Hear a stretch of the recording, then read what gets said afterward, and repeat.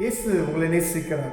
பிரியமானவர்களை, இந்த நாளில் ஆண்டவர் நம்மளோடு பேசும்படிய வேதத்திலிருந்து 2 வசனங்களை கூட வாசித்து ஆண்டவர் நமக்கு கற்றுக் கொடுக்கக்கூடிய காரியத்தை பார்ப்போம். அது 1 பேதுருவின் புஸ்தகம் 4வது அதிகாரம் 17-18 வசனம் இப்படியாக சொல்லுகிறது: நியாயத்தீர்ப்பு தேவனுடைய வீட்டிலே துவங்கும் காலமாய் இருக்கிறது. முந்தி நம்மிடத்திலே அது துவங்கினால் தேவனுடைய சுவிசேஷத்திற்கு கீழ்ப்படியாதவர்கள் முடிவு என்னமாய் இருக்கும்? நீதிமானே ரட்சிக்கப்படுவது அரிதானால் பக்தி இல்லாதவனும் பாவியும் எங்கே நிற்பான் என்று வேதம் சொல்லுகிறது. பிரியமானவர்களே, நியாயத்தீர்ப்பு தேவனுடைய வீட்டிலே ஆரம்பமாகும் காலமாய் இருக்கிறது அப்படி என்று வேதம் சொல்லுகிறது. பாருங்க, ஆண்டவரை அறிந்து கொண்ட நீதிமானாய் இருக்கக்கூடிய தேவனுடைய சுவிசேஷத்துக்கு அறிந்து கொண்டு இருக்கக்கூடிய அவர்கள் இடத்துல தான் என்ன செய்யுமா? நியாயத்தீர்ப்பு உண்டாகும் என்று வேதம் சொல்லுகிறது. அப்படின்னா இவர்கள் அடுத்துதான் ரட்சிக்கப்படாதவர்கள், அவர்கள்கிட்ட அந்த தீர்ப்பு கடந்து செல்லும். அப்ப தேவனுடைய வீட்டில் நியாயத்தீர்ப்பு உண்டாகுமே, ஆனால் அதுல தப்பித்துக் கொள்வதற்கு ஆண்டவர் நம்ம என்ன செய்யறாரு? ஒரு அறிவுரையை கொடுக்கிறார். பிரியமானவர்களே, ஏன்னா அப்ப முந்தி நம்மிடத்தில் அது துவங்கினால் ஃபர்ஸ்ட் சபைக்குள்ளதான். ஃபர்ஸ்ட் எந்த சபை இருக்கோ ஆண்டவருக்கு பிரியமான சபைகள் இருந்து ஆரம்பிக்கப்படும். பிரியமானவர்களே, பாருங்க, ஒவ்வொரு காரியத்தை ஆண்டவர் என்ன செய்யறாரா? பார்த்து கொண்டே இருக்கிறார். ஏன்னா ரட்சிக்கப்பட்ட அனுபவம் என்று சொல்லக்கூடிய ஒரு காரியம் இருக்கு பார்த்தீங்களா? இன்னைக்கு ரட்சிக்கப்பட்டு ஞானஸ்தானம் எடுத்துக்கொண்டேன் அப்படின்னு சொல்றவங்க, அந்த நான் ரட்சிக்கப்பட்டு ஞானஸ்தானம் எடுத்துட்டேன், அவ்வளவுதான் முடிஞ்சு பரலோகத்துக்கு போயிடுவேன் அப்படின்ற எண்ணம் இருந்தால் ஒருவேளை அது முடியாத ஒரு காரியம். அது ஒரு நாள் அனுபவம் அல்ல. ரட்சிப்பு என்பது ஒவ்வொரு நாளும் என் வாழ்க்கையில நான் கடைபிடிக்கக்கூடிய, நான் நடந்து கொள்ளக்கூடிய, நான் கற்றுக்கொள்ளக்கூடிய, வேதத்தை வாசித்து அதன்படி நடக்குவதற்கு என்னை ஒவ்வொரு நாளும் பழக்குவிக்கிறேனா என்பதை பார்க்கும்படி ஆண்டவர் விரும்புகிறார். ஒரு மனிதன் ஆண்டவரை அறிந்து கொண்டால் மாத்திரம் போதாது. இயேசு எனக்காக இரத்தம் சிந்தினா என்னுடைய பாவத்தை கழுவிருக்கிறார் என்று இருதயத்தில் சொன்னால் பாவத்தை மன்னிக்கிறார் ஆண்டவர். அவர் பிள்ளையாக என்ன செய்கிறார்? ஏற்றுக்கொள்ளுகிறார்.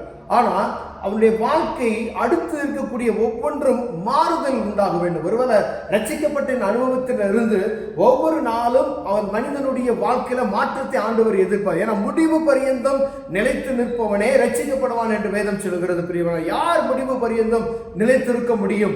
ஒவ்வொரு நாளும் வேதத்தினுடைய சத்தத்துக்கு செவி கொடுத்து உண்மையாய் நம்ம நடக்கும் பொழுது ஆண்டவர் நம்முடைய சத்தத்தை கேட்டு அவருடைய பாதையில நம்ம நடத்தி கொண்டு போவார். பிரியமான, ஒருவேளை அப்படிப்பட்டதான பாதையில நடக்கணும்னா இந்த வேதத்தை வாசித்து அவருடைய சத்தத்துக்கு செவி கொடுத்து உண்மையாய் அவரை நோக்கி பார்க்கிற ஒவ்வொரு ஆண்டவர் நினைச்சுவாரு, அதற்கான வழிவாசல்களை திறந்து கொடுப்பார். ஏன்னா ஆண்டவர் வேதத்தில் எழுதக்கூடிய ஒவ்வொரு வார்த்தைகளும் மனிதனால் கடைபிடிக்காதது அல்ல. முடியாத ஒரு காரியத்தை வேதத்தில் எழுதவில்லை. ஆண்டவர் முடியும், மனுஷனால முடியும்ன்ற காரியத்தை மாத்திரமே எழுதி வைத்திருக்கார். இந்த காரியம் முடியாது, இந்த காரியம் முடியும் அப்படின்லாம் கிடையாது. ஏன்னா ஆண்டவருடைய பிள்ளைகளை அறிந்து கொண்ட ஒவ்வொருவருக்கும் இது அவரால் கடைபிடிக்க முடியும் அப்படின்ற காரியத்தை வைத்திருக்கிறார். பிரியமானவர்களே, இப்போ முடிவு பரியந்தம் நிலைத்து நிற்பவனே, இந்த பூமியின் கடைசி நாட்கள் வரைக்கும், ஜீவன் இருக்கும் வரைக்கும் அவரை துதிக்கிறவர்களாய் நாம் காணப்படும்படியாய் அழைக்கிறோம்.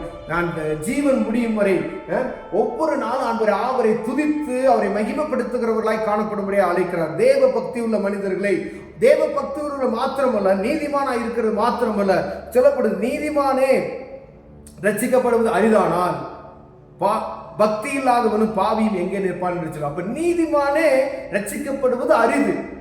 அப்ப அவங்களுக்குள்ளே அநேக குறைகள் உண்டாயிருக்கிறது என்று வேதம் சொல்லுகிறது. பாருங்களேன், அப்ப முடிவு பரியந்தம் சரியா நடக்கிற ஒரு ரட்சிப்புன்றது ஒவ்வொரு நாள் நமக்கு வாழ்க்கையில மாற்றங்களை உண்டாக்கணும். என் நடம் மாறணும், உடம் மாறணும், பேச்சு மாறணும், என்னுடைய பழக்க வழக்கங்கள் மாறணும். வேதத்துல ஆண்டவர் என்ன எழுதி வைத்திருக்கிறாரோ அது என் வாழ்க்கையில அபியாசப்படுத்துகிற ஒரு இருதயம் நம்ம இருக்கா சொல்லி ஆண்டவர் ஒவ்வொரு நாள் பாருங்க. ஏன்னா நீ கொஞ்சத்துல உண்மையா இருந்தால் உன்னை அநேகத்திற்கு நான் நினைச்சுவேன் அதிகாரியை மாற்றுவேன் என்று சொல்கிறார். பிரியமான, அப்ப இதை நீங்க செய்வதற்கு ஒரு ஆண்டவர் ஒரு வசனத்துல நமக்கு நீ இதை செய்யாதன்னு சொன்னா அதை செய்யாதபடிக்கு அந்த காரியத்தை நான் இருதயத்துல ஆண்டவர் சமூகத்தில் ஆண்டவரே இதை நான் செய்யாம இருக்கணும்னு சொல்லி மன விருப்பத்தை என்ன செய்வார்? ஆண்டவர் பார்ப்பார். என் மகன் இதை பார்க்கிறான், அதை செய்யக்கூடாதுன்னு நினைக்கிறான் அப்படின்னு சொல்லி. ஏன்னா இந்த பூமியில ஆண்டவருக்கு விருப்பமில்லாத காரியத்தை செய்யக்கூடாதுன்னு சொல்கிற எண்ணம் எனக்குள்ள வரணும். ஏன்னா மனிதன் முகத்தை பார்க்கிறான், கர்த்தர் என்ன செய்றாரா? இருதயத்தை பார்க்கிறான். இருதயத்தினுடைய உள்ளித்திரியங்களை அறிந்திருக்கிறவர் அவர். அப்ப உள்ளத்துல நம்மளுடைய காரியத்தில் அவர் அறிந்திருக்கிறார். ஏதோ மேலோட்டமாய் பார்க்கிறவர் அல்ல. வானத்தை பூமி உண்டாக்கின தேவன், அவருக்கு முன்பதை எல்லாம் வெட்ட வெளியாய் இருக்கிறது என்று சொல்லப்படுகிறது பிரியமானவர்களே. அப்படின்னா அந்த பூமியில அந்த ஒரு நாள் அனுபவம் கிடையாது, இந்த ரட்சிப்பின் அனுபவம். ஏன்னா நம்ம ஒருவேளை சர்ச்சுக்கு போறதுனால நான் பரலோகத்துக்கு போயிடுவேன், நான் ரட்சிக்கப்பட்டு ஞானஸ்தானம் எடுத்ததுனால நான் பரலோகத்துக்கு போயிடுவேன் அப்படின்னு நினைச்சிருந்தோம்னா அது தவறான காரியம். என் வாழ்க்கையில மாற்றத்தை ஆண்டவர், ஜென்ம சுவாபம் மாறணும், என் பேச்சு மாறணும், என் செய்கைகள் மாறணும். ஆண்டவருக்கு விருப்பம் இல்லாத காரியம் என்னென்ன என் வாழ்க்கையில இருக்கிறதோ அது ஒவ்வொரு நாளும் மாற்றத்தை ஆண்டவர் விரும்புகிறவராய் இருக்கிறார் பிரியமானவர்களே. அப்படி இருக்கிற ஒரு மனிதன் மாத்திரமே அந்த பரலோகத்திற்குள்ள உள்ளே நுழைய முடியும். ஏன்னா இயேசு கிறிஸ்துவின் வழியாய் உள்ளே கடந்து சென்றாலும் அவர் சொல்லிய வார்த்தைகளுக்கு செவி கொடுத்து அதன்படி நடக்கும் பொழுது ஆவியானவர் நம்மை பலப்படுத்தி அந்த காரியங்களை செய்வதற்கு நம்மை தகுதிப்படுத்துகிறார் பிரியமானவர்களே. ஒருவேளை பாருங்க, பாவி இரண்டாவது அரிதானது பாவிகளும் ஆண்டவரை அறியாத பக்தியே இல்லாத மனிதர்களும் அரிது என்று சொல்லப்படுகிறது. அப்ப நீதிமானா இருக்கக்கூடிய மனிதன், ரட்சிக்கப்பட்ட மனிதனுக்கு எவ்வளவு காரியங்கள் இருக்கிறது நாம் பார்க்கிறோம். ஏதோ சும்மா சபையில ஆராதித்து அவ்வளவுதான் ஞாயிற்றுக்கிழமை முடிஞ்சிச்சு அப்படின்றது அந்த அனுபவம் கிடையாது. அதையும் தாண்டி ஒவ்வொரு நாளும் நான் ஆண்டவருக்கு எனக்கும் அவரை துதித்து கொண்டே இருக்கிறேனா, ஒவ்வொரு நாளும் அவரை ஸ்தோத்திரம் பண்ணிக்கொண்டே, ஏன்னா அவரை துதித்து கொண்டே இருக்க வேண்டும். நீங்க வேதத்தை வாசித்தீங்கன்னா அந்த வேதத்தில் இருக்கக்கூடிய வார்த்தைகளுக்கு செவி கொடுத்து இதன்படி நான் நடப்பதற்கு என்னை ஒப்பு கொடுக்கும் பொழுது, அதை பழக்க வைக்கும் பொழுது, ஆண்டவருடைய சத்தத்துக்கு செவி கொடுக்கும் பொழுது அந்த முடிவு பதவி மிகுந்த நிலைத்திருவதற்கு ஒவ்வொரு நாளும் நம்மளை தகுதியுள்ளவர்களாய் மாற்றுவார் பிரியமானவர்களே. ஒருவேளை நம்ம குறைச்சல் உள்ளவர்களாய் காணப்படுவோமே, ஆனால் தேவ சமூகத்தில் ஆண்டவரே இதை நான் சரியா கடைபிடிப்பதற்கு எனக்கு கிருபை பாராட்டி நான் ரட்சிக்கப்பட்டுட்டேன். ஆனா ஆண்டவரே அந்த ரட்சிப்பின் அனுபவத்தில் நான் முடிவு போய் சேர்வதற்கான அந்த கிருபைகளை தாங்க, கடைபிடிக்கிறதுக்கான கிருபைகளை தாங்க, எப்பொழுது நான் பரிசுத்தமாய் வாழ்வதற்கான எனக்கு கிருபைகளை தாங்க சொல்லி நம்ம கேட்போமாயினால் அதற்கு ஆண்டவர் உதவி செய்வார். பரிசுத்த ஆவியானவர் நமக்கு உதவி செய்வார் பூரணமாய் வாழுவதற்கு. ஆனால் ஒரு நாள் ரட்சிக்கப்பட்ட அந்த அனுபவத்தில் நின்று விடாதபடிக்கு அடுத்து வளர்ந்து பெருகும்படி ஆண்டவர் விரும்புகிறார் பிரியமானவர்களே.